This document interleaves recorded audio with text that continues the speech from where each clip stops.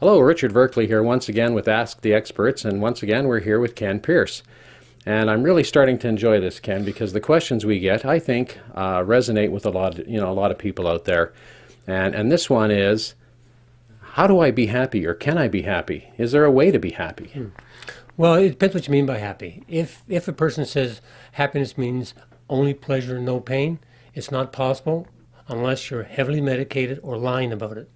Because the fact is life is half pleasure and half pain. If that's what you're saying, I want to experience more pleasure or less pain in my life, I want to have more balance to it, there's many tools and resources available for that. And it would be a matter of helping that person explore their value system so you can uncover what are the areas that they feel they have neglected and what they can do to start building in those areas. And as they do that, they'll become more and more, I don't use the word happy, I use the word more harmonious with themselves, or more okay with themselves, more, in a sense, having more inner peace. And I've often said that, when we go on vacation, we go to some place in nature. We go in nature because that's where we experience symmetry and harmony, and that's why we go there. And we can get that, actually, it's actually a state inside us as well. And as we find ways to do that, we can have a vacation at home. Okay, so if I'm hearing you right, you can't have pleasure without pain. Exactly. Things sort of seem to be 50-50 in this world. But I something else I heard in what you were saying there, talking about symmetry and, how it is interesting we want to go on a holiday and go into a place where there's maybe peace or quiet or a way to sort our thoughts, and or maybe not to have the thoughts that we're having. And once again, let's say, we don't have access to that. Mm-hmm. We can't take the holiday. We're feeding 3 kids. We're struggling with our lives, and maybe we're a single mom, or maybe we're a dad who's got an extremely high pressure position and Sure. really can't find a way to sort of get away and to get that time and space. So, what would you suggest, sort of just as a practical way, once again, to get started at home? Sort of start making that adjustment, and certainly, these people can seek help, but many times they can't. They can't afford the help. Mm-hmm. What's just something simple they could do at home to get started?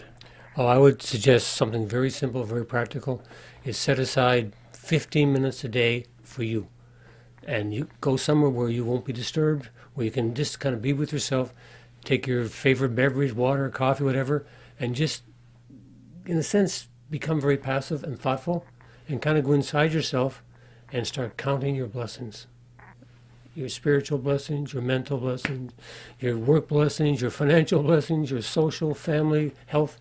And as you start collecting them, all the people that love you even, and just start making a list, you'll start feeling better, and you'll start appreciating yourself more.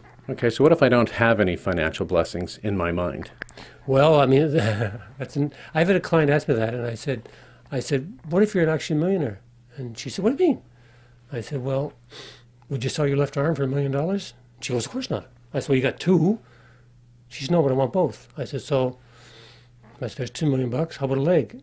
And I said, see, everyone's wealthy, but it's in what form? And the form of our wealth is always inside our value system. So often the journey is to uncover how we're wealthy inside our own personal value system. Once we have that and we figure that out, we feel okay about ourselves.